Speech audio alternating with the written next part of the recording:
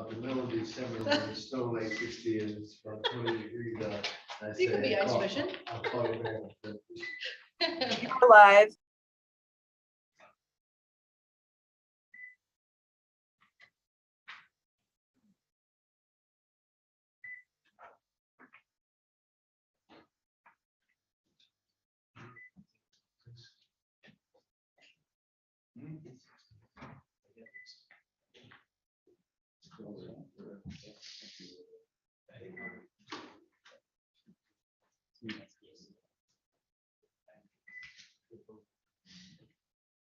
All right, good morning, everyone.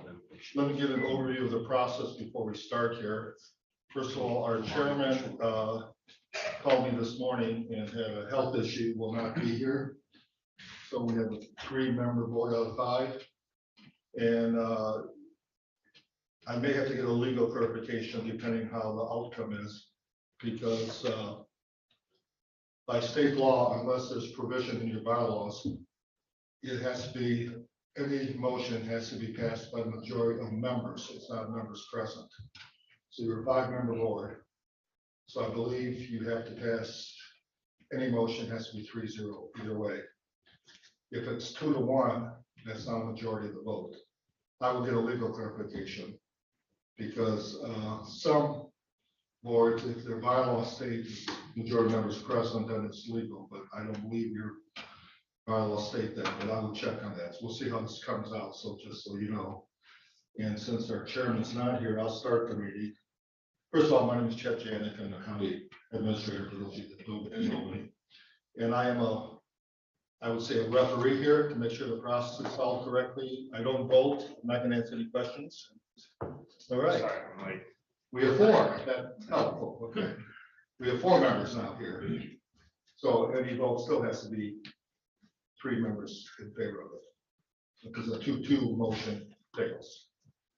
And so, as I said, my job is just to be a referee to make sure the process is being followed correctly.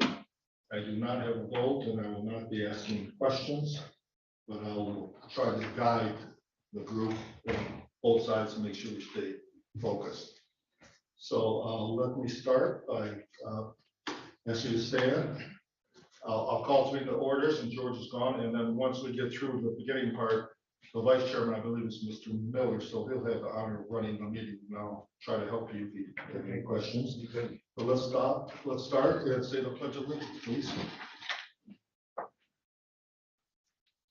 I pledge allegiance to the flag of the United States of America and to the republic for which it stands, one nation, under God, indivisible, with liberty and justice for all.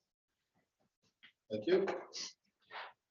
Roll call, Molly, do a roll call, please. Cliff Book, Present. Nate Griswold, Here. Robert Miller, Here. George Palawashi, absent. John Walter. Approval of the agenda. You have agenda that was emailed to all of you. Do you all have a copy? Amber, do you have extra copies?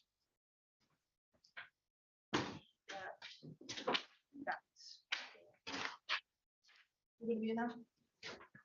Share one. Keep that one right there.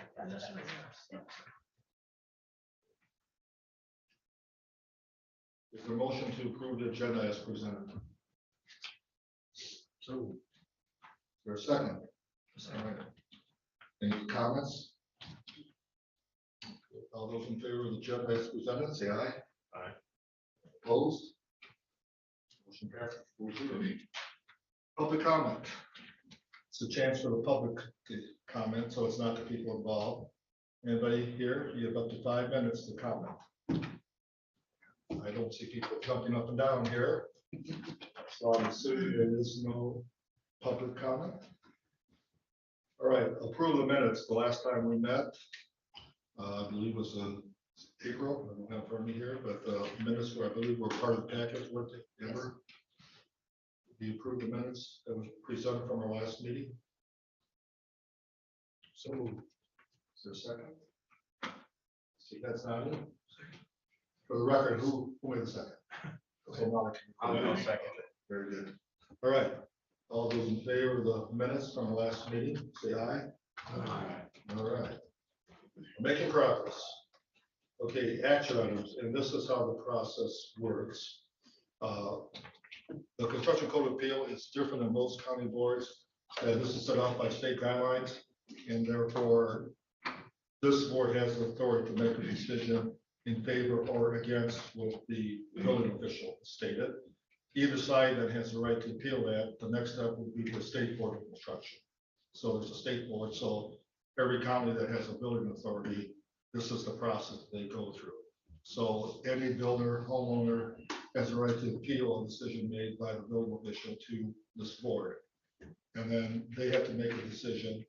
And then, because there's 5 of you, and only 4 of you, any motion has to be approved by at least a 3-to-1 majority.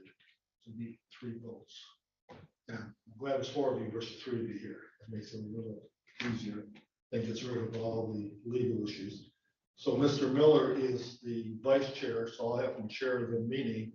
But the way it starts is the people making the appeal get to go first. Or I'm sorry, Amber, you get to state your case as a building official. And then the other side gets to state their case. And then the members can ask dialogue questions back and forth from either side or anybody else part of your team or anybody part of your team. So it's more of a dialogue back and forth. But we ask you that you not shout over each other, which I don't think is going to happen here. And then at some point, the members here can make a motion in favor of one or the other side. It has to be second, there can be further dialogue and then vote. And then either side would have the right to appeal that issue. Everyone understand that? All right. Amber, would you like to go first? You guys cool with us going first? Okay, so I'm gonna ask that. Okay, Kurt- come up front because we are. Yep, I'm gonna have Kurt, if you come to the front with me. Kurt is our mechanical and plumbing inspector, and he's kind of taken the lead on this from the ventilation standpoint.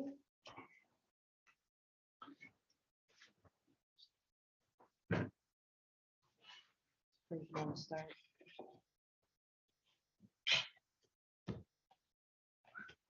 Guess I'm not really sure how to start this, but Okay, make the assumption that this board knows nothing about what the case is. You don't have the paperwork, so give a broad overview, circumstances and how you got to the decision that you had.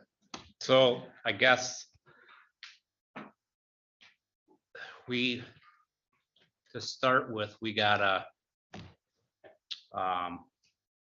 print that was submitted for ventilation, and they asked us if they could do natural ventilation, and that is allowed in the code.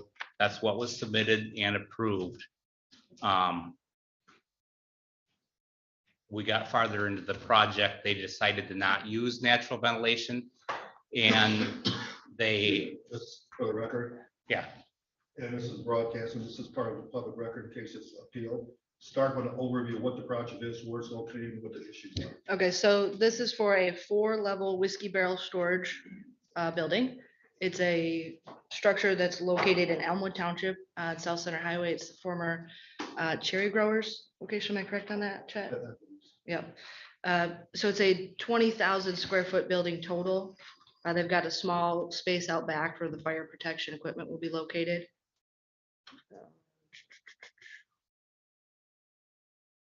It's a pre-engineered building, so the issue we have is not with the building itself, rather what is being stored in it. It's considered a high hazard. H3 hazard, class 1B flammable liquid.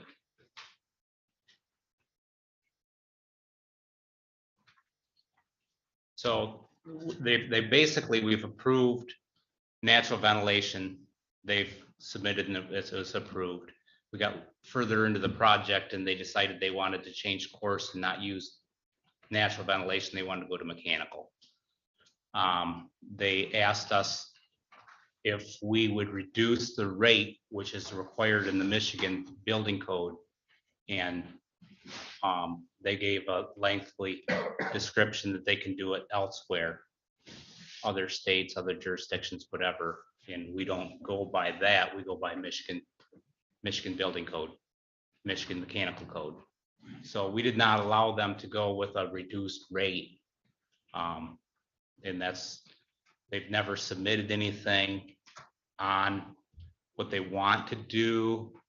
There's things in the code that allow us to accept alternate design, but nothing has really been presented except for a question was proposed that they could reduce the rate. There were some initial calculations that were submitted early on when we were still in conversation with them about natural ventilation versus mechanical ventilation. Because there's two options there and either option brings in other possible requirements. So the calculations that were submitted early on were not approved by our department. That's when they started looking at natural ventilation and what kind of concessions could be made with that. Once natural ventilation went away, we got back to mechanical and the same calculations were resubmitted to us. So we haven't seen anything past that initial lower CFM. Am I correct in saying that? Yeah. Yeah, so the issue is which rate here. What we're finding in the code and what we're requiring is 1 CFM. They are asking for 0.06 per square foot CFM.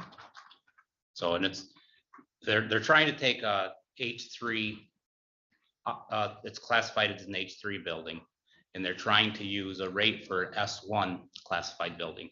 S1 is just a normal storage warehouse.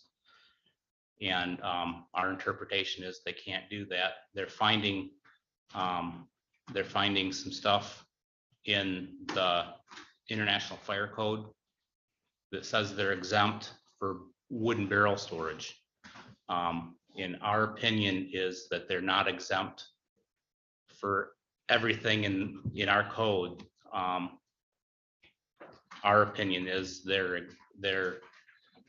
our code sends them to the International Fire Code for maximum allowable quantities that they call MAQs, which if we weren't talking about wooden barrel storage, their maximum quantity is 240 gallons. And they're way over. We're in the thousands. So the fire code, in our opinion, is to allow them to store more flammable liquids than what is normally allowed if they use fire suppression. So that's what our interpretation, the Michigan Mechanical Code is sending us there to allow more quantity, not to eliminate the whole code. And their interpretation is they can take it from an H3 hazard down to S1 building. So that's the crossroads we're at right now. There is a section in there too that mentions that it needs to run continuously if we do the mechanical ventilation route. We are not requiring that the system run continuously, so long as they have an approved ethanol detection system. When we say approved, we mean that they've submitted that system to our department for review, and we have approved that it's going to meet the criteria.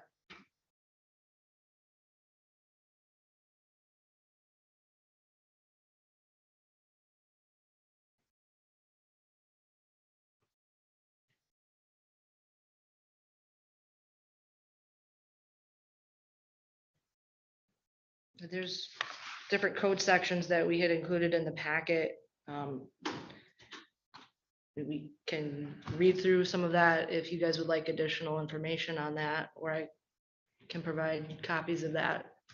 For clarity, did you say that the fire suppression would be allowed, if the project would be allowed with the lower rate of air movement with fire suppression? No, so the code in the International Fire Code allows 120 gallons. And then if they supply fire suppression, they can double that quantity, which takes them to 240 gallons. So the sprinkling aspect again takes it back to maximum allowable quantity. Yeah, we're talking an ethanol detection system, so that if the levels reach, I think it's 25%, it's an unsafe level, that there would be notification sent out to the fire chief, fire department, so that they know there's a situation there and to not go into the building. Also for employees in general, if something's happened, don't go into the building, it's not safe. I just like to maybe say one other thing, it's not our department to design the system for them. So, they haven't asked for anything yet as far as not allowing it to run continuous and all that stuff. That's kind of in our office, we usually roundtable stuff, and what we kind of roundtable with all the inspectors, what we think would be acceptable. It's kind of something we talked about in our department, but they haven't asked for any exceptions other than just a reduced rate. As I was reading the documents that you sent out, I was having trouble understanding what it was. Understanding from you now, there isn't a hard proposal out there from the owner or from the design team. They are proposing the lesser rate. That's the hard line item. They haven't. But past how that. they're going to do this. Correct. That's what I was having trouble finding. Hey, Mr. Amber, how many gallons are they requesting? More than According to the documentation I've got noted here, it's Do you know where this file is? 782,280 gallons. I'm sorry. Hold on, something. yeah. I want to change the arrow.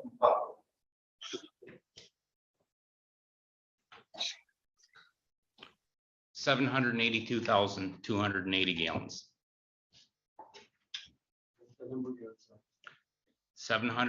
782,280 gallons.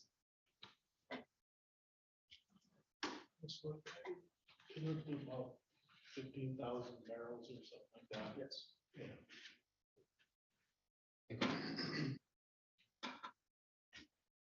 There's a gentleman online, is that one of your, you could ask him to mute? or- I did. Okay, thank you. Sorry about that. I don't know where it was coming from, so.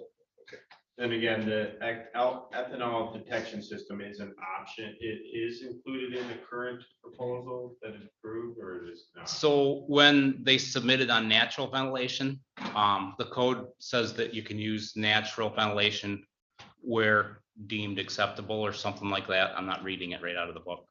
So that was one of our stipulations. If they were to use natural ventilation, we wanted to have an approved ethanol detection system to make sure that natural ventilation would be adequate. And if it wasn't, that there would be something put in place to make sure that we don't get to an unsafe LEL. Is that also a requirement of the larger, the mechanical Yes, as well? yes. And it's not, at least from our last conversation, they were not opposed to that because it does prevent a safety for their employees as well. We just haven't seen a final designed system on it. If they supplied the required rate, ethanol detection system is not required. What's not required, I'm sorry? If they supplied at the rate in the code, You're talking I see. mechanical system. Mechanical. if the exhaust ventilation rates are, if they supplied them at the rate that's required in the code to run continuously, ethanol detection system is not required. So the ethanol detection system comes into play when we will look at the alternative to that rate. So, but there hasn't been a complete system put together and Presented for approved review. yet. I'm sitting here and I'm listening to this and I'm more than slightly bewildered by why we're even here. And the reason I'm bewildered by it is the petitioner hasn't submitted what they want to do. And we're somehow being asked, and the building department's being asked to tell them what they should do. So, unless I'm hearing wrong, they haven't said what the owner or the designer hasn't said what how he wants to handle this, Yeah, past the lesser rate. That's correct. other than the rate. Yes, yeah, that's the big thing. That's what they're wanting now is will you guys approve the lesser rate or will you support the department with the rate of 1 CFM? So McClure, they may request, you deny that request, correct? Yes, Well, but it's just relative to the air rate. But we don't know how they're proposing to accomplish it, whether it's through natural ventilation or mechanical ventilation. Because I feel like what they're asking the board you to do is allow them to design the building at the At lesser a rate. lower rate. Okay, I'm so- sure they can address their, So the process, this is appeal board, so either party has to make a formal decision. The other party has the right to appeal that decision. So have you made a formal decision? Yes, we're not going to approve a lesser ventilation rate. So the only question right now, before this group, is whether it's the higher rate or the lower rate there. Correct. Not how they accomplish that. So if it's a higher rate, they'll design it one way. If it's a lower rate, they'll design it a different way. correct. The methodology that they're supposed to use ventilating is not in question. No, because we don't have Not at anything. this point. you're Yeah, right. not at this You point. did a good job of summarizing. Yes, You could only, they could only appeal a decision made. They can't get advice or suggestions how to go forward. So the question is the rate, and if the code in Michigan requires the higher rate, unless it's natural ventilation and they don't want to. They apparently don't, have indicated they don't want to use natural and they want to use mechanical. And they want to do the mechanical at a lower rate, correct? correct. So the ventilation decision, it snowballs other aspects of the building. Depending upon what ventilation rate. Yeah, It's- so So if it has to have the electrical explosion proof in backup power, so Mhm. the ventilation decision affects a lot of other things down the road. But no decision has been made on those issues, so it's a new point with this board. They can only accept or reject a decision that's made. They can't give advice or how to proceed. So Amber has to make a decision formally, yes or no to their request, and then they would have the right to appeal that. So Mr. Miller is correct. The only Yes. formal decision made so far is the one that he has discussed, right? Is that true, Amber? Yes, regarding the rate. Yeah. We're talking, yes. So that, you have made a formal decision on that? Yeah, that's why we're here today. We had Okay. conversations with the design team and stated, And Yeah. always directed to the owner that mechanical requires, excuse me, the rate. yes, The question is the rate. Yeah. And if they want to use the lower rate, yes. We've had conversations about using the lesser rate. It's been communicated that we're not gonna allow it, and that was when the option was given. If you would like to pursue that, we're not gonna approve it, but there is an appeals board that you can petition. Yes.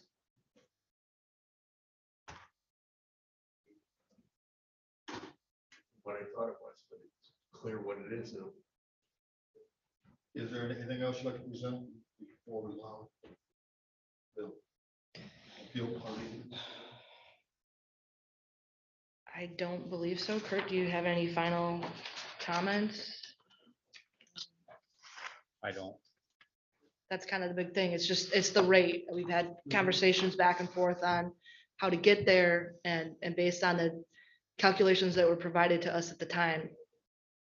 And based on what we're interpreting from the code, we're not gonna allow the lesser unless you guys make the decision that that is acceptable.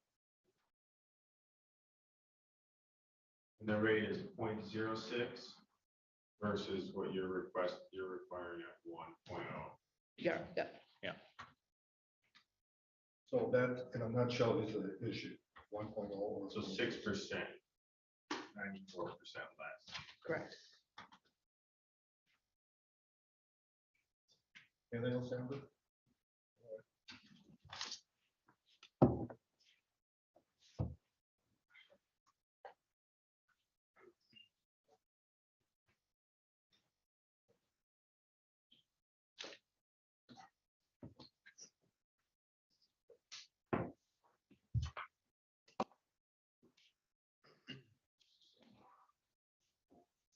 You can start the record stating your names. I'm Scott Moore. I am an architect and distillery specialist. Good morning. My name is Chris Fredrickson. I'm an owner operator of Traverse City Whiskey, and I am the single point of contact for the business as it relates to anything construction related. My company, Traverse City Whiskey, has reached out to Scott Moore and his consulting firm, Delkita, to support all code navigation and code interpretation. And a project of this scale has required several experts to chime in to ensure that everything that we're doing is in compliance with the code and is focused foremost on human safety. So I'd like to thank you all for your time and for considering our appeal. And it's our hope that this time with you all and with the staff from the county building department can be an opportunity to build a relationship. This barrel warehouse is a very small part of the overall project. And while the code issues and function of a barrel warehouse are about the most complicated aspect to a distillery, there will be other aspects of this project that we'll need to be able to work together with the county to understand not only what the Michigan code requires, but what is the right thing to do in the special circumstances that may occur. So we are here today not to ask for a variance, not to ask for lesser requirements. We're here to ask that the county enforce the code in its entirety. And when I say the code in its entirety, what I am referring to is the Michigan Mechanical Code, which has been stated as the crux of the ventilation issue. But I'm also, per state law, asking that we enforce the Michigan Building Code as it relates to this, the International Fire Code, which is adopted by the state of Michigan, the National Fire Protection Association, NFPA standards that these codes reference. They include the NFPA 70, which is the National Electric Code, NFPA 30, Flammable and Combustible Liquids Code, and NFPA 497, which is the guidance for classified electrical. And there are many others. And do you want to? Yeah. So just some added context about why we are here today. As Scott mentioned, we really need the code to be looked at its entirety, not just smaller portions of that code. We have submitted calculations that support the 0.06 CFM calculation. Regarding a warehouse for the storage of spirits in wooden barrels, the Leelanau County Department of Building Safety, or the AHJ, has issued a code interpretation which enforces only parts of the Michigan Building Code. The Michigan Mechanical Code and International Fire Code, resulting in a requirement to provide 1 CFM ventilation with emergency or standby power and Class 1 Div 1 electrical wiring methods. We asked the board to require the AHJ to enforce the entirety of these codes, as well as NFPA standards they reference, including the National Electric Code, NFPA 70, the details of which are thoroughly cited in the attached documents, and reissue or amend permits accordingly. This will result in a ventilation requirement of 0.06 CFM that is not required to be provided with emergency or standby power and does not require classified electrical wiring methods. The difference in cost between these two types of ventilation and electrical systems present a substantial financial hardship to the business. More importantly, the extraordinarily high rate of ventilation the AHJ is requiring presents a hazard to life safety because that level of ventilation will dry the wood barrels out, causing them to leak alcohol. This, what Chris just read, is from the fillable form that we submitted. And along with that, we submitted a multi-page attachment. And Mr. Janik was kind enough to make copies of those. Would it be acceptable for me to pass them out? The documents that are being passed to you right now have been provided to the construction code team for review and analysis. And we were, with this level of support, even with this level of support, it was requested, our request for this code enforcement was denied. And this was the requested route that we take.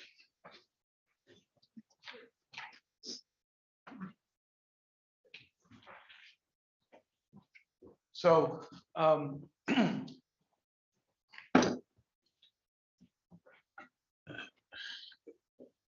the code gives makes a requirement for my involvement or for someone like me to be involved.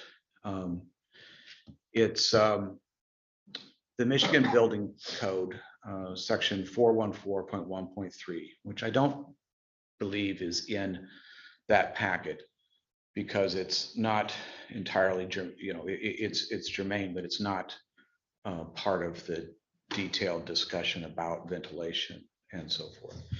But what that requires is that a report, I'll read it to you. A report shall be submitted to the building official identifying the maximum expected quantities of hazardous materials to be stored, used in a closed system and used in an open system, and subdivided to separately address hazardous material classification categories based on tables 307.1 paren 1 and 307.2 paren 2.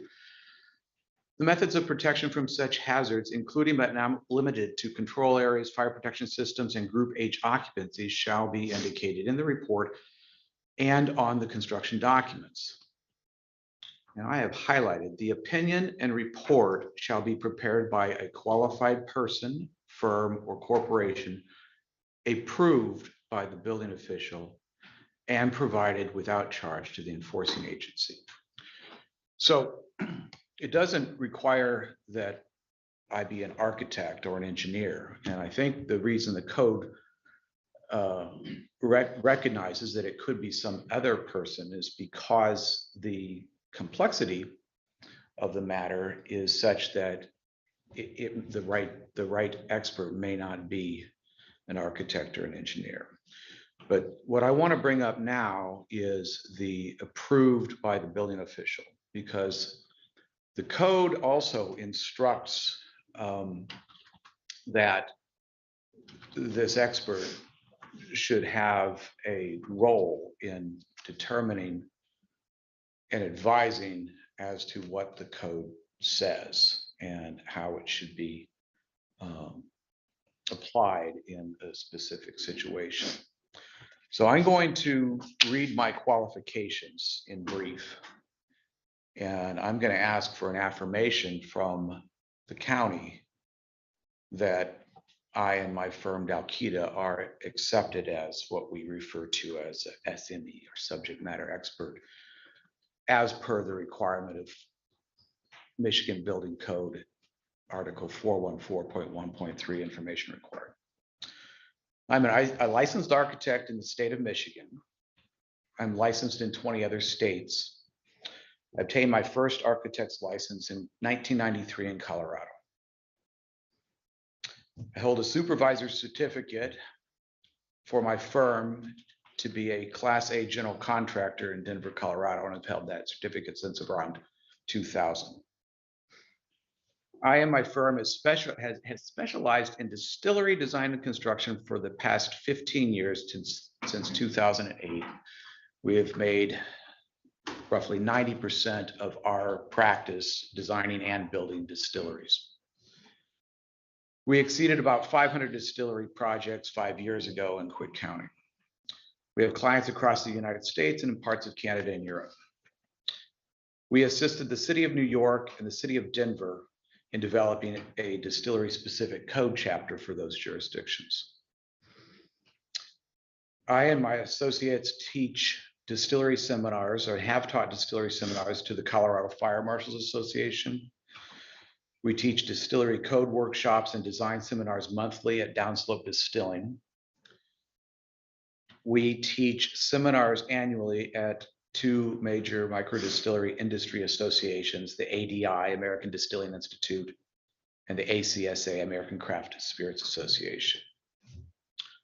We've authored distillery code design topic-specific seminars, including, among others, the Electric Sombrero of Death, another one, Fights the Dust, Let's Get Tanked, and Code Breaking, as in understanding, not violating barrel storage.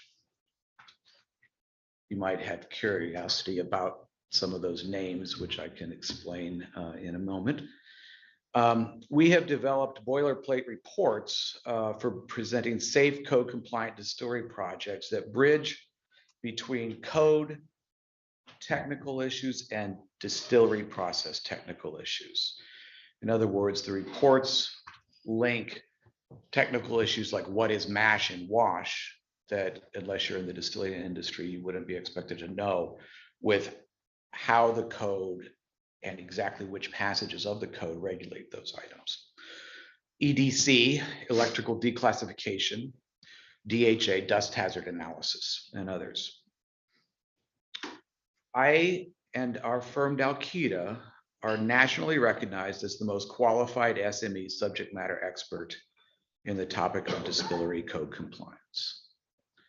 So now I do want to just make a mention, say something quickly about the colorful titles of those seminars.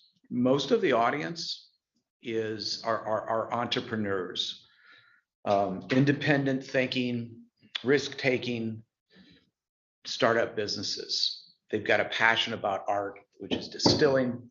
They're not interested in a dry subject of code. And so we tailor these to educate the distillers so that they will listen and understand what the code is, so that we don't have violations. So is there a mechanism for the county to accept me as an expert as required by 414.1.3? That'd be a decision made by the building commission. We have, You have? Yeah. Okay, yeah, there's no discrimination Okay. on that, yeah. okay, thank you. Yeah. We never formally did it, so, and I'm glad that you said yes, because I was very nervous. Yeah, no. So the document that I handed out, I can go through all the issues, and they're complicated. As I said before, what makes this complicated? Okay, the code itself, building codes are used by people like building code officials, inspectors, contractors, architects, engineers, people who have years of experience and training. They're, even attorneys that I've spoken with who are used to reading legal type documents do have challenges understanding the code. Now, we add to that the fact that this is about a hazmat occupancy. It's an H3 occupancy, which an H3 occupancy, there's 5 hazardous occupancies. H3 and H2 are the ones that would apply to flammable liquids. The difference between the two has to do with the pressure of the flammable liquid is under and whether or not flammable liquid is in the normally open containers. We're an H3. And you become an H3 when you exceed those maximum allowable quantities. So in a fully sprinklered building, you can have up to 240 gallons of class 1B and 1C flammable liquids, which is at various concentrations of alcohol water mixture, what whiskey is. Once you exceed that, you have to then move out of your S occupancy, in the case of this, your S1 occupancy, into an H3 occupancy. And then the quantities aren't limited, but there are a number of special requirements that have to be met. So we're in a hazmat situation. Now it's also flammable liquid, which is even getting more of a narrowly specific item. And now it's not just flammable liquid, any flammable liquid. It's very different than something petroleum based. It's a water miscible alcohol. And you've heard water and oil don't mix. That's true. Water and alcohol do. And so alcohol behaves dramatically different than other types of flammable liquids. And on top of that, we are discussing flammable liquids stored in wooden barrels. There's no other industry that I know of that does such a thing. And the reason it's done is because the wood imparts flavor to the spirit. And that's the reason we do it. So it's a very narrow, specific issue. The codes are written to be able to be applied for almost every situation, very broad issues. And so that's what makes this complex, and why I'm hoping that we can have a discussion here today after we make our presentation, or even during that, so we can all look at these complex issues. And it will likely take more time than we have at this board for us to work with the jurisdiction to fully vet this. And we anticipate when the distillery project comes, there'll be more issues. So we want the full code enforced. There's a portion of the code that does say 1 CFM per square foot is required.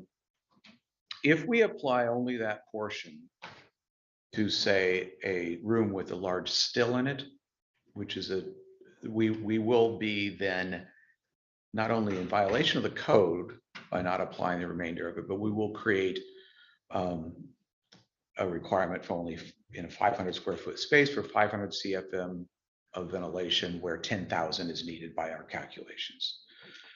We probably don't go into We don't want to go into that detail, specific but equipment. It just so the point I'm trying to make is that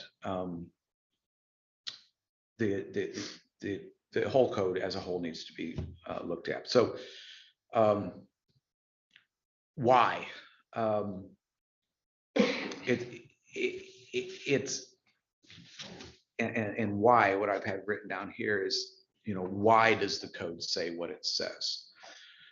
So we're not going to just follow the code blindly. And I'm not asking anyone to follow my recommendations blindly. Everything that I say is substantiated in writing based in the code. In this document. In the documents that I handed out, yes. Well, we have a thing called the commentary, which is not code, but is explanatory material that tells what the people who wrote the code were thinking. That can help us. For instance, many people look at the exceptions in chapters 50 and 57 in the fire code for spirits stored in wooden barrels and think that they make that they actually make barrels exempt from the entirety of the code. This is not true, and it says so in the commentary, which I believe may be in your packet. It says that exception only exempts those things from the provisions of those two code chapters. Experience also helps understand why the code says what it does, and that's where I come in. And not only do we follow the code, but as a conscientious designer, I like to be able to use physics and math to prove that the solution we find in the code is actually going to have the outcome we expect it to have. And so we have submitted calculations for the ventilation. We call that an EDC, or electric declassification. The International Fire Code allows us to eliminate what's called the classified area. People refer to this colloquially as explosion-proof electrics. As you can imagine, if you have a flammable vapor and there's a spark inside an electronic device, that's going to be a problem. But the code allows us to eliminate the classified area if we can demonstrate that we can maintain concentrations of less than 25% of the lower flammable limit. The lower flammable limit is that concentration of fuel in a fuel air mixture that is minimally necessary to support combustion. So an old carbureted car, if it won't start in the morning, it's cold, the concentration of fuel is too low. You flood it, you've exceeded the upper flammable limit. The code requires us to be 25% below that. The documents that we presented support that through infiltration, which is the amount of air that leaks into an uninsulated metal building like the one that we're talking about through the corners, cracks when the doors are open. Infiltration, that rate of air ventilation exceeds by a multiple factor the amount of air volume that our calculations say needs to be present in order to remove alcohol vapor as it evaporates from the barrels. May I jump in? Yes, sir. For just some added context. So for context here, the facility that we're talking about specifically is a combination of wood barrel racks where whiskey barrels are aged horizontally, stacked 3 high, but 4 layers, 4 layers of 3. And the only thing stopping air from getting into the building is a corrugated metal siding. There is no insulation. There are windows to support air movement and airflow. Can I ask you a question about the windows? Yes, They're closed, the glass. Closed window and a metal siding has absolutely no difference in terms of airflow. So the building would work mathematically, even if there were no windows. So, but That's my point. My point is windows are to let light in, closed windows let light in, and maybe can be viewed as a decoration of the exterior of the building, but it has nothing to do with ventilation. well, these windows, actually, this has to do with the function of this warehouse. So we call them maturation programs. For every distillery, there's a different theory about how to best mature the whiskey. The theory that's being used here, which is common in other parts of the world as well for bourbon, is to allow for a convective flow of air, heat rises to pass slowly over the barrels. And this convective flow of air varies from time of day, night versus day, and time of year, which affects the character of the spirit as it ages. So the reason the windows are here, are added to this building and additional, is to provide that convective flow of air for aging. The windows give some solar gain, which allows the air to heat and move around, but it doesn't do anything with ventilation. Actually, they do. Actually, they do. But what they do with ventilation is in addition to what infiltration does. And we are actually proposing to follow the letter of the code. So the trouble with infiltration is that it can't take into consider, there's not enough, the mathematics are too complex to consider every possible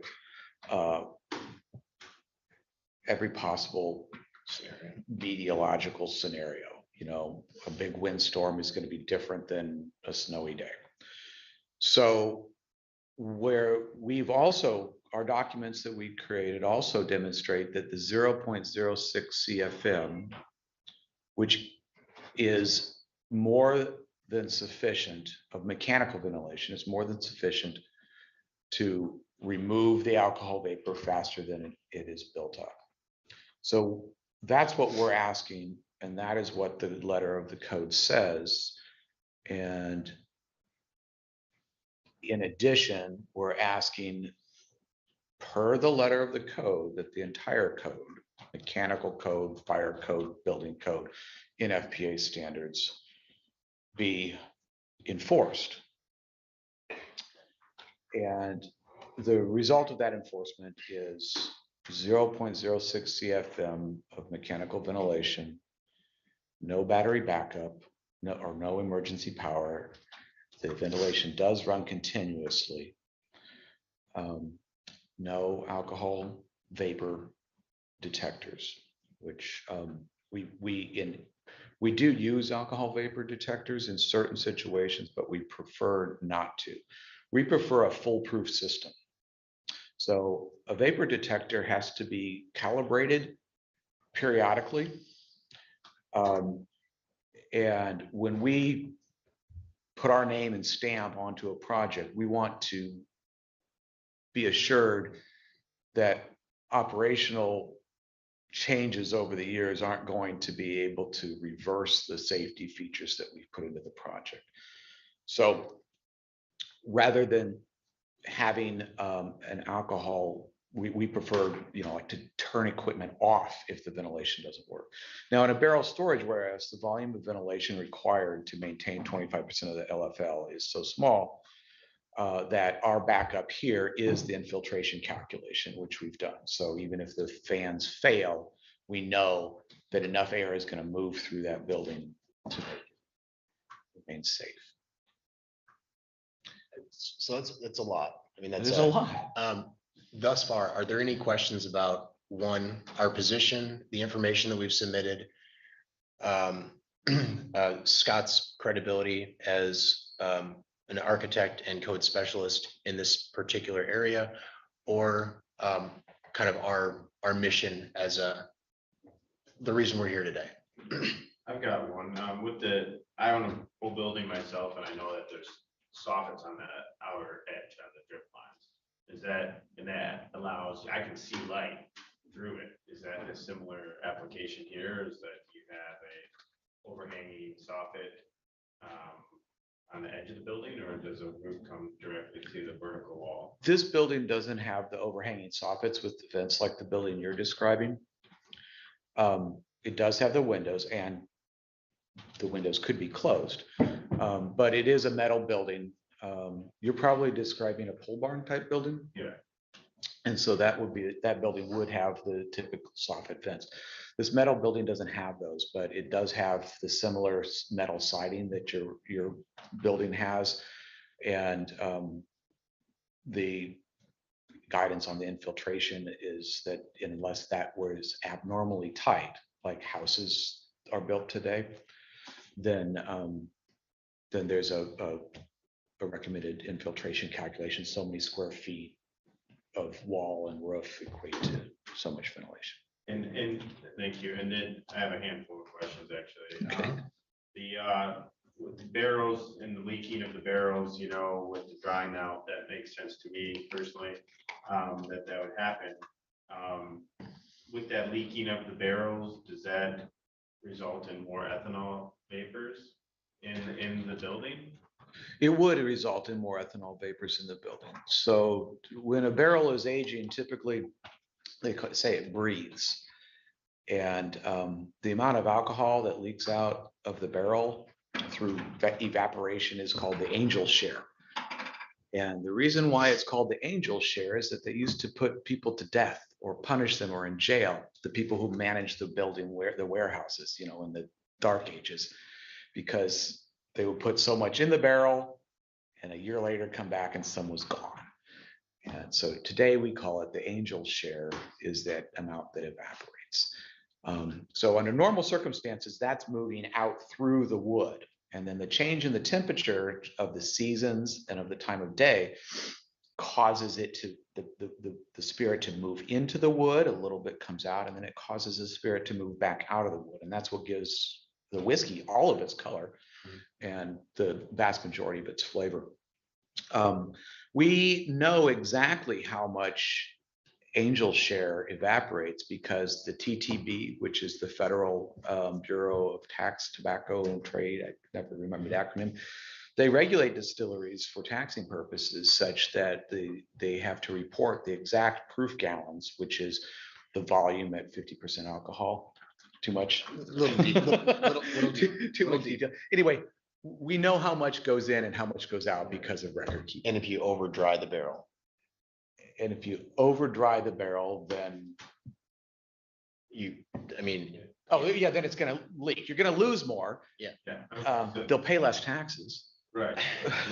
But I think that's an important point for me personally. I mean, if we're trying to eliminate ethanol, then we're creating a condition that could use more of it.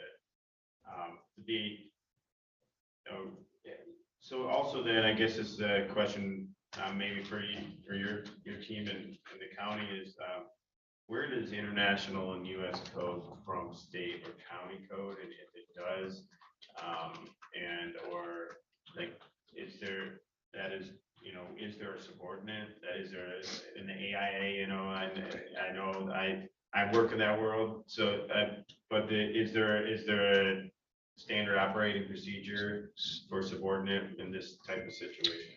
Yeah, so we're not really concerned with the national codes, although national standards and how they do things in Scotland or Kentucky or somewhere else does inform some of our knowledge. But in Michigan, and that's really what we're concerned about, the state of Michigan writes the Michigan Building Code. That code is based. The state of Michigan doesn't write the Michigan code. The state of Michigan adopted the code and modifies it to fit their needs. They don't write the whole bloody code. That's correct. And I'm surprised if you make that statement. Yeah, I misspoke, and in fact, I was going to elaborate with exactly what you said. So, yeah, Mr. Miller's correct.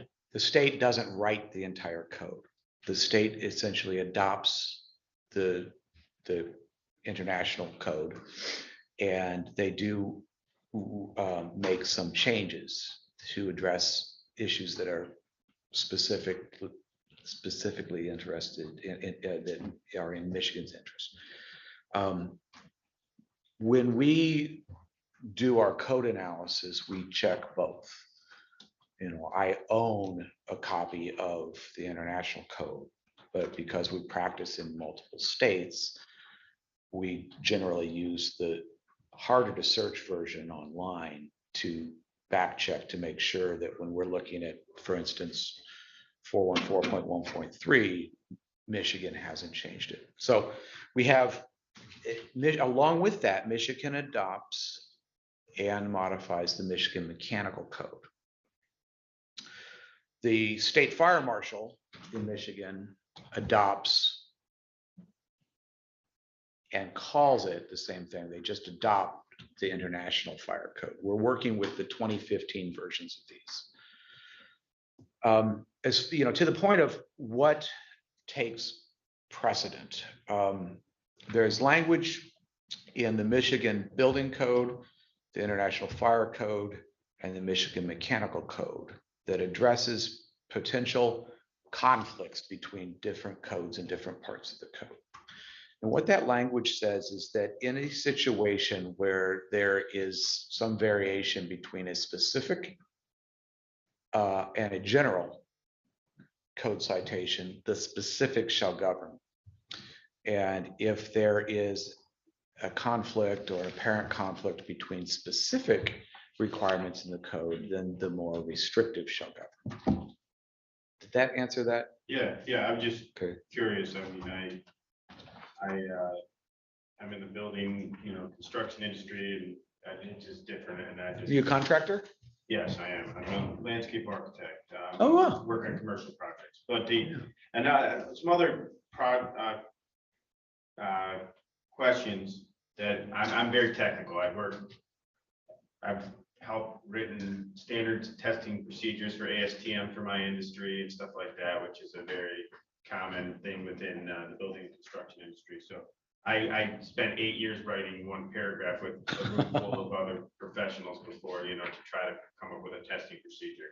So I understand that sometimes one little piece can help help me for, understand things like I question like ethanol vapor versus oxygen is where does, higher humidity in the building make ethanol rise quicker and vent, or like the movement of oxygen with fans or anything? Is there anything like that that is more like within the passive system that might not have been mentioned yet, that of moving that air through the building, be it humidity or, the light, anything like that Yeah. I mentioned? Yeah, so variations in humidity and temperature are going to affect the way the air moves, whether passively or mechanically. We, in our calculation, where we state and demonstrate that the 0.06 CFM is sufficient to remove the Angel's share, what we take into consideration elevation, which leads to the location's barometric pressure. We take into consideration the known components of air, which is nitrogen, oxygen, and I forget the other component. And we break that down with alcohol vapor into number of moles present. And that's how mole is a measure molecular volume. And that's how we make the comparison to come up with the volume of ethanol that is at that 25% mixed with a specific volume of air. So, yeah, I'm just wondering if there's other, like, we've heard about the venting, the natural venting in the metal buildings and stuff, if there's any fans or floor blowers to move it towards, move the air around. Or Yeah, anything. and that's what we're proposing. We're actually proposing that exhaust fans with makeup air be installed at the rate of 0.06. Because I think you're getting at the crux of the difficulty with natural ventilation or with infiltration is that the mathematics to take into consideration every day for the next 20 years and the variation in weather conditions and so forth, it just doesn't exist. But we can be sure about a calculation based on the volume of mechanical ventilation. And the code prescribes that the mechanical ventilation or the exhaust be taken from the location of the building where the particular chemical in question is concentrated. And alcohol vapor is heavier than air. So the code prescribes whatever ventilation we're taking, whatever exhaust, that we be within 12 inches of the finished floor.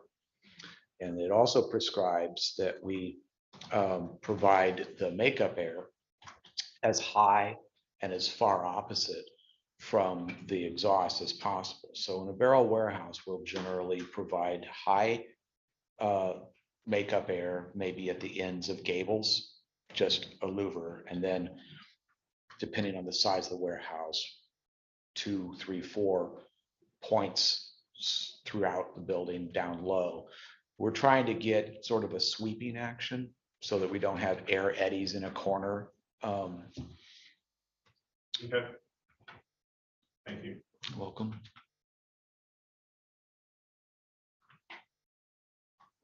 I have a basic question. Is our concern here the evaporation out of wooden barrels? Is that the basic question? Yes, yeah, that's where the source of alcohol vapor comes I from. wanted to ask that. Now, my understanding here is that we're involved in the Michigan Building Code, period. That's correct. Well, not quite period. The Michigan Building Code, which includes the Michigan Mechanical Code and the International Fire Code, which is adopted by the state of Michigan. Okay.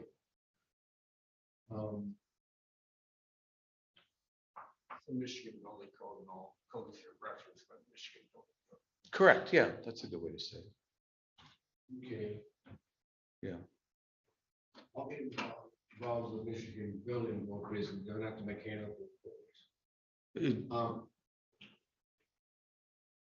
So the code that we're referencing is 1.0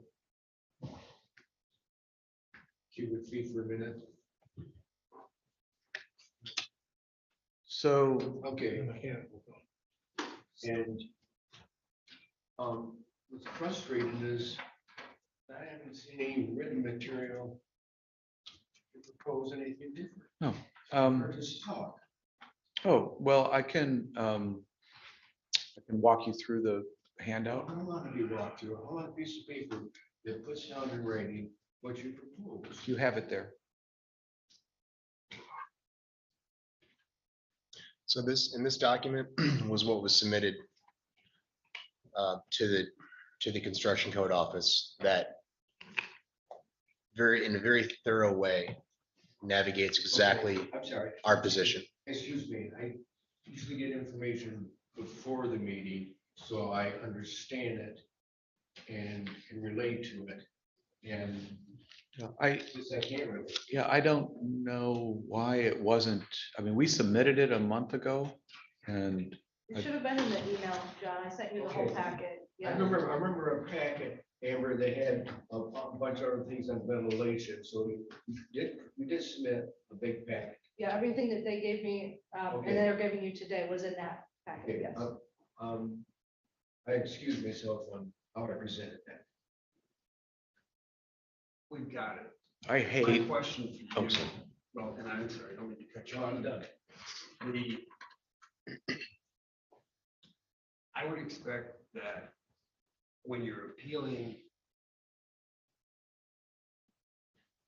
it seems to be an appeal based on discussion rather than a submittal from the contractor as to what you're proposing to do. Our original documents proposed exactly what I've described to you.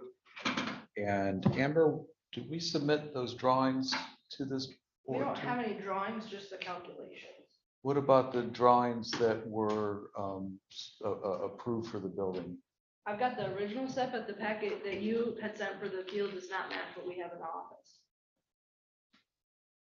The only So- thing that we've received on ventilation was natural. Yeah, so there, I think yeah, there is actually there, and it's articulated on the, there's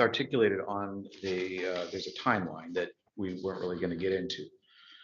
But there was a set of plans approved via approval letter on 1/18/22.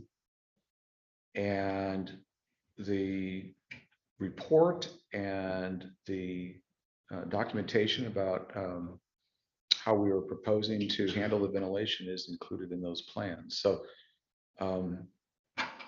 it was later after that approval that the approval was essentially rescinded. And so we began a discussion with the building department. And I mean, I don't like to be asked to comprehend 20 pages of stuff either. I mean, like without having the chance to look at it before, I agree. But so our proposal, or what we're asking, and we're not asking, we submitted the drawings for the building is being built accordingly, and we just want that to continue forward. We don't want that to be stopped and revisited. We want those drawings represent complete enforcement of the complete code, and that's what we want to see happen here. This building has no heating or cooling, correct? That's correct. So that the alcohol in the middle of the summer in this metal building, which is, as I said, uninsulated, it's gonna get warm. That's correct. And on a windy day, there'll be more air because it's naturally ventilated with the air just passing through it. All the infiltration that say the metal building has. And leaving the windows out because, again, from a ventilation standpoint, the windows and the metal walls have equal quality. Okay. So we're going to lose alcohol vapor by the wind, and it's going to be generated by the heat, and your barrels are going to dry out because to whatever degree that they would dry out if they were left outside. Out of rain. No, because if they were left outside, the speed of the wind would be hitting the barrels directly. So with the skin of the building. So it is protected by. Yeah. But the air changes through the infiltration that's significant. And it's controllable. And that's why the windows are put in, so that the facility can control. They can increase that effect or decrease that effect. And I understand the windows don't have anything to do with the code issue. And the windows, there will be some individual that will climb the stairs to the 4 different levels and crank open the windows or whatever. Yes. Yeah. If they are finding, they test the barrels regularly. So they have a small port in the barrel where they can sample the fluid inside. They test it chemically. And if they find that in, say, the north side of the barrel warehouse is not aging to their liking, but the south side is, they may choose to open or close windows on one of those sides to adjust that aging process.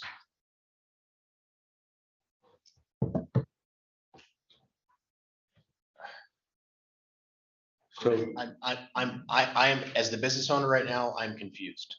I'm challenged to understand the difference between the information that we've submitted to the construction board and why we're sitting here arguing about this today, or appealing it today. I think we actually arrived here with a different mission than, we're not speaking the same language right now. And I want to make sure that we are. We have submitted a set of drawings along with math and code that marry in harmony. We asked for an opportunity to explain that code and were denied. And there was a recommendation on behalf of the county that said, if you don't like that answer, you can take this process. We have shared everything and been very transparent about our intentions and how we're approaching this part of the project. And it appears there's some confusion with that, and I want to make sure that that's addressed, because I understand. I mean, there's clearly a disconnect here, and I know this is not in terms of this formal setting, it's unorthodox for me to take this position right now, but I want to just clear the air. I believe this gentleman had a question. Sorry, yeah. Why the barrels are exempt from the rupture hazard. That's a good question. And the commentary to that exemption actually describes that. So the rupture hazard or a levy, and forgive me, I can't remember what that acronym is for. That would apply to, say, a steel barrel. Because as the steel barrel heats, the liquid inside expands, evaporates vapor.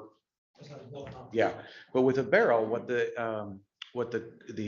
commentary says, they've done testing, is that as that heats up, the metal bands that hold the wood pieces together begin to expand. The wood actually provides some protection from the fire. As you can imagine, if you throw too big of a log on the campfire, it won't burn all the way through. So the wood provides some protection. So the way that a barrel fails in a fire is that the metal bands expand and the liquid begins to leak out.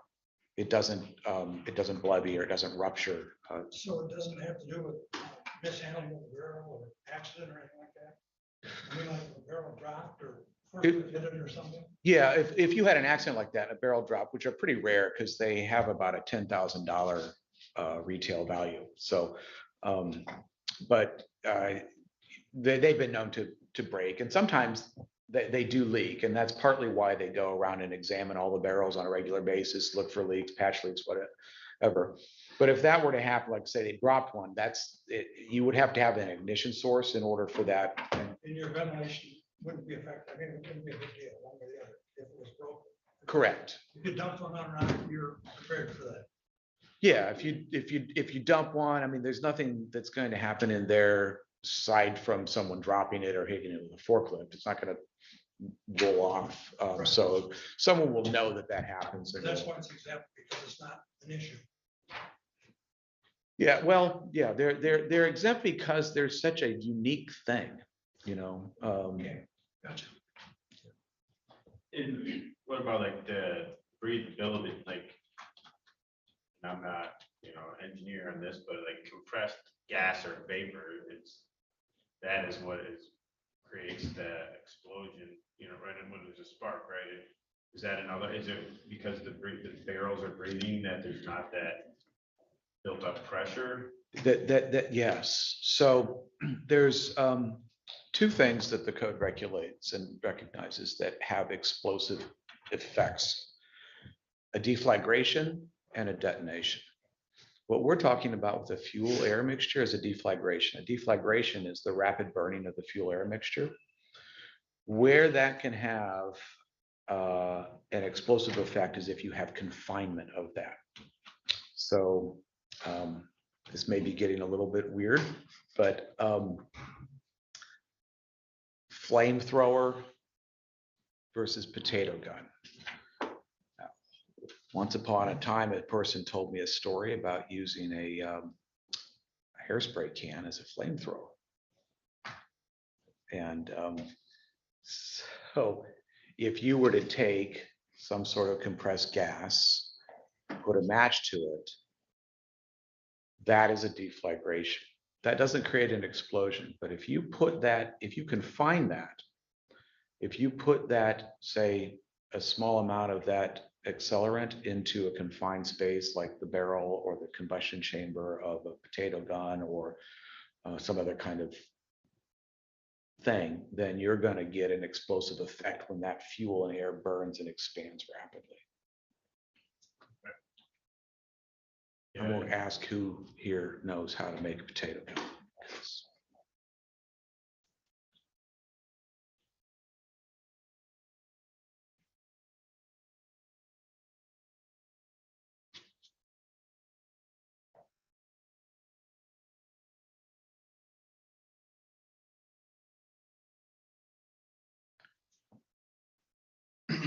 On a business note,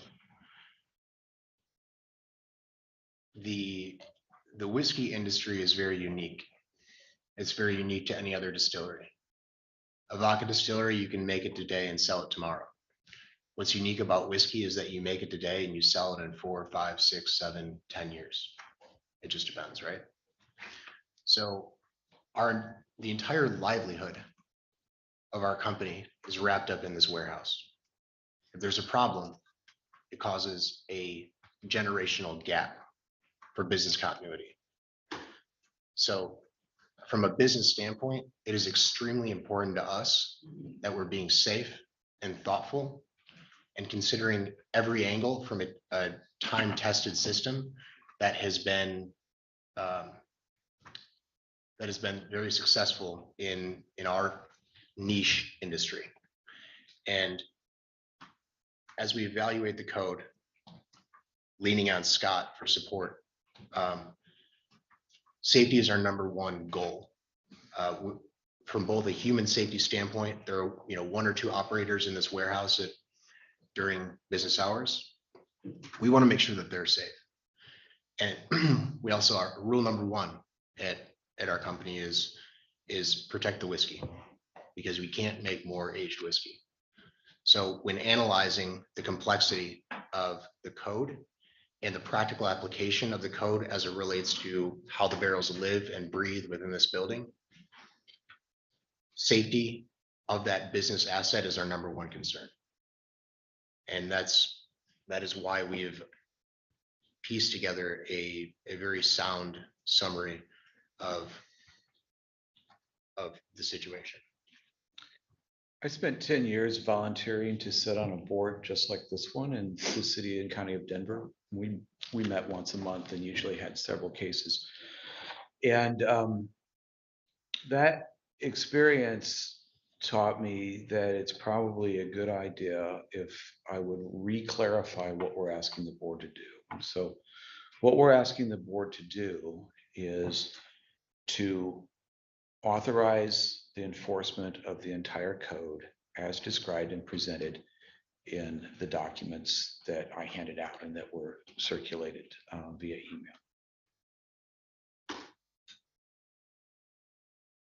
So that would be the motion, not asking for a variance to anything, just asking that you require the county to enforce the code, which we have, as per the requirement of the code, put together based on expertise for the county's benefit.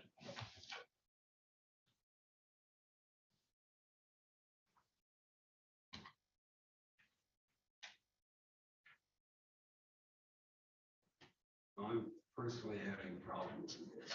I hear what you have to say. I hear your grand experience and references to code which are in some cases adopted by the state of Michigan, in other cases seem to be related to other locations. No, everything we've presented is adopted by, as you said, is either adopted by the state of Michigan or referenced in the adopted codes by the state of Michigan. Referenced by. We're talking Michigan codes. We're not talking about national Michigan codes. code adopted by reference. As you said, And adopted Michigan codes. It's not somewhere else. we're getting into semantics here. Adopted by reference is what the Michigan State Fire Marshal would, the way they would interpret it. Okay. And I've got a little bit of experience with that as well.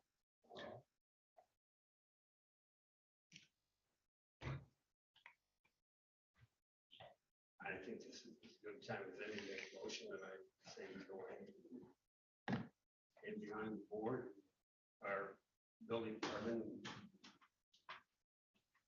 What you're requesting. Make that a motion. So just by clarification, your motion is to deny the appeal. There will have to be a second.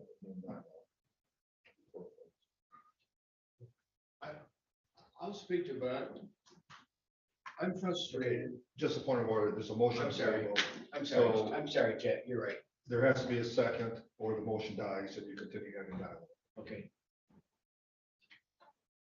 That's not here to be a referee. Yeah. Can I shape out the Well, process? that's fine, Chet. I So understand. usually if there's not a second right away, you continue to have dialogue. Motion is off the table.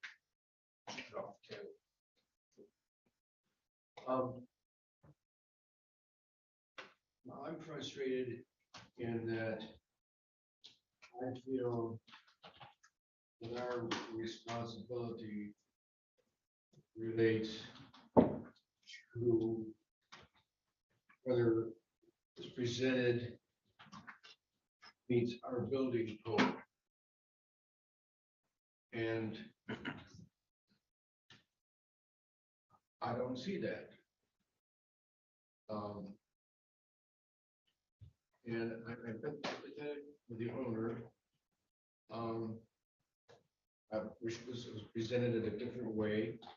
I wish it was presented first to the county to present to them why you would not do that, and then come to us. We did present all of this to the county. But you haven't completed a set of documents and submitted it. We did, and the set of documents was completed and approved and a building permit issued. Would it And help if we came to the table with them and we kind of had some back and forth dialogue, or do you guys not want to do that? Would that help you at all? I have a little history I'd like to present if I can. Just part of the challenge is this is a board of appeal. So you cannot have a compromise or anything. They have to be between these parties. This board of appeals goal, objective, authority is to either accept or deny the appeal request. so I have a question. In this forum, is there a additional, call it a sidebar forum for us to communicate and try to reach an Yeah, agreement? now you also have the right, if you wish, you could table this to give time for both parties to come up with a compromise too. So you have that option also. Would you guys like to talk? I'd love to an I just opportunity. to have go Or through you the can comment. take a recess now. Yeah, if we could do that, because there's some confusion. Well, it's up Yes. to the board if they wish to have, but you could request, so basically both sides are requesting a recess, right? Yes. Of, how long? 20, 30 minutes? Because, Yeah, 10, 20 minutes. Mr. Chairman, Personally, I have an obligation at 11. so. okay, well, it's up to the board whether you want to take a short recess. No, I'd rather, my ex is that the two get together and then present us something. So you're asking to table this, Table, that's correct. which you have the right to make a motion. Okay, I make a motion. This is tabled. And because, and I would need to give her some reason rather than to say tabled, that, Okay, just trick for the motion. All you have to do is make a motion table. You can. I'm sorry. If you vote, then you can have dialogue, reason. Okay, Afterwards. I make a motion, we table. I say. Okay, by the rules, there is no discussion on a motion to table. We simply vote on a motion to table. And then if it passes, then we can have dialogue about the next step. May I ask a question of clarification? Would it be tabled for a specific period of time with a specific action? Well, that's what we can clarify that. Okay, Try to get moving here one Right, step at a right, time. So right now is a motion to table, and then there'll be dialogue about when you like to meet back. They can set a date, or that they can wait for two of you to come up with a mutual time, or they can dictate, it'll be tabled until this date. That's their authority. But right now, there's just a motion to table, it means it'll end this meeting here. This part of the Your meeting. motion has been seconded. It's been seconded already. Yeah, you seconded. So we will vote. So there's a motion, all those in favor, table it. What do you for the record? Could you do a roll call vote, please? Clint Cook. Nate Griswold. I think we should take care of it today. So Just a no yes or vote. no? Robert Miller, Yes. John Walter. Yes. Motion passes 3-1, which is a majority of the members. Okay, so now the question is, you want to take a specific date, or you want them to have dialogue and come back? What's suggested date? I'd say you got a lot to talk about, so another date. If, question. Yeah. If we are successful in reaching an agreement between us and the code office, would there be any reason for us to meet No, again? you have the right to, withdraw your. Got it. Appeal. Your request, yes, thank you. I'm Yep. trying to think. Yep, no You problem. have the right to request removal of your appeal. So in theory, we could, because we have Scott in town today, we could meet as a group today. And- resolve your differences, then there's no purpose for an appeal and. Understood. But just to clarify, this board's authority is not to come up with compromises or solutions. Understood. They have to, that's what's called a board of appeal. Yep, we would do So this one party internally. is appealing the other party's decision. Which is why I wanted to Yeah, yeah. This stop is, this. So technically, this meeting is been tabled. We will not set a date for the follow-up meeting. We'll let both parties have that, and then we'll or a meeting for whether it's. this is something our Denver report did on it. Yeah. I'm Go back and work it out amongst yourselves. Who is, what firm is the architect of record? Matheson Architects is as of record, and Scott is, as I mentioned, he's Are licensed. you representing Matheson or are you representing? I'm represented Dalkita, and just like the structural engineer puts their stamp on the structural drawings, we put our stamp as a licensed design professional on our work. The architect of record is Matheson. Correct. Correct. I think I'm going to suggest that it'd be appropriate if another meeting is required, that someone from Matheson would be here as the architect. Yes.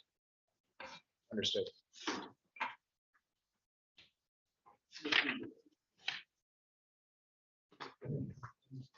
All right. So, back to the motion. Table, we actually have a motion to adjourn the meeting. Second. All in favor? Good.